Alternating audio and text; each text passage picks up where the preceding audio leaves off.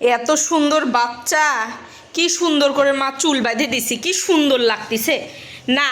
সে এখন জঙ্গলি সাজবে। দেখি তাকাও আমার দিকে। এ কি করছো চোখের মুখের অবস্থা? তুমি লিপস্টিকটা নষ্ট করে ফেলতেছো তো। শেষ, লিপস্টিক শেষ। আর কোনো লিপস্টিক তুই পাবি না। এই লিপস্টিক যদি শেষ করে ফেলো আর কোনো লিপস্টিক পাবা না।